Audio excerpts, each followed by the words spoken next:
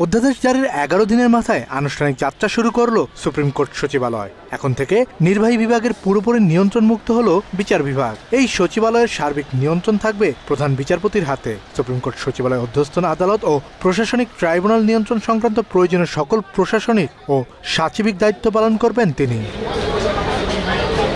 বিকাল 3:20 ফলক উন্মোচন করে সুপ্রিম কোর্ট সচিবালয়ের উদ্বোধন করেন প্রধান বিচারপতি ডক্টর সৈয়দ রেফাত আহমেদ। এ সময় আরও উপস্থিত ছিলেন আইন উপদেষ্টা আসিফ নজরুল ও অ্যাটর্নি জেনারেল মোহাম্মদ আসাদুজ্জামান সহ সুপ্রিম কোর্টের আইনজীবী ও কর্মকর্তা কর্মচারীরা।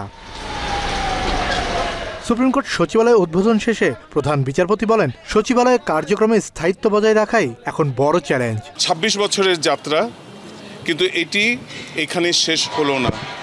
আমাদের এখন সবচেয়ে বড় যে আমাদের পদক্ষেপ নিতে হবে সেটা হচ্ছে এই সচিবালয়ের যে কার্যক্রম, এটা স্থায়িত্ব বজায় রাখা, এবং সামনের মাস এবং বছরগুলো বলে দেবে সেটা আমরা কত সাফল্যের সাথে সেটা আমরা অর্জন করতে পারবো।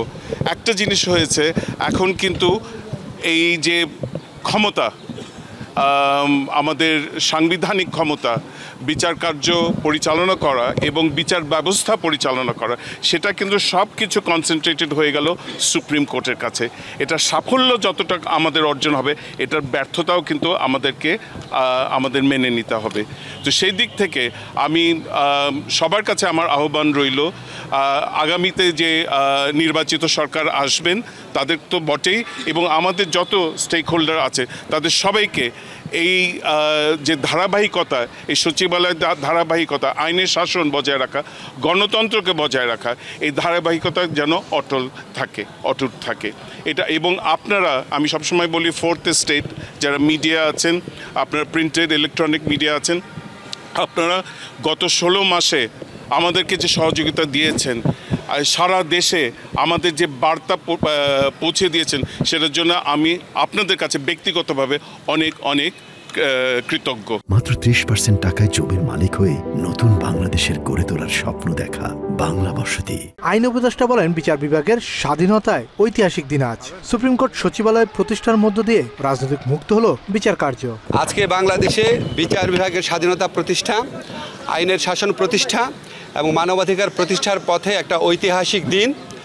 আজকে আমাদের আনুষ্ঠানিকভাবে বাংলাদেশের সুপ্রিম কোর্টের স্বতন্ত্র সচিবালয় স্থাপন করা হলো।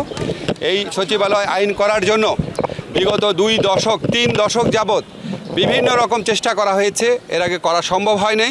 হলে বাংলাদেশের মানুষের লাভ কী?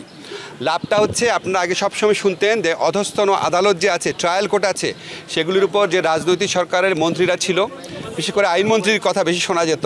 ওনারা অনেক ধরনের খবরদারিত্ব করতেন, কে জামিন পাবে, কে জামিন পাবে না, কী রায় হবে, কিভাবে রায় হবে না, এই সমস্ত কিছু, কোন মামলাটা আগে শুনানি হবে, কোন মামলা হবে না, বিচারকদের পোস্টিং, পদোন্নতি, বদলি, সমস্ত কিছু রাজনৈতিক প্রভাবের মাধ্যমে নিয়ন্ত্রণ করা হতো। এখন আর রাজনৈতিক প্রভাব থাকবে না। এটা আইন মন্ত্রণালয়ের কাছ থেকে সম্পূর্ণভাবে বাংলাদেশের সুপ্রিম কোর্টে যে প্রধান বিচারপতি আছেন, ওনার নেতৃত্বে যে সচিবালয় আছে সেখানে ন্যস্ত করা হয়েছে। আগামীতে আমরা বিশ্বাস করি এই সচিবালয় বাংলাদেশে আইনের শাসন প্রতিষ্ঠার পথে একটা বিরাট ভূমিকা রাখবে। সুপ্রিম কোর্ট সচিবালয় পরিচালনায় ইতোমধ্যে 2টি কমিটি করা হয়েছে। সেই সাথে সিনিয়র সচিব করা হয়েছে সুপ্রিম কোর্টের রেজিস্ট্রার জেনারেল হাবিবুর রহমান সিদ্দিকীকে। কাজী পাপ্পু, বাংলা এডিশন, ঢাকা।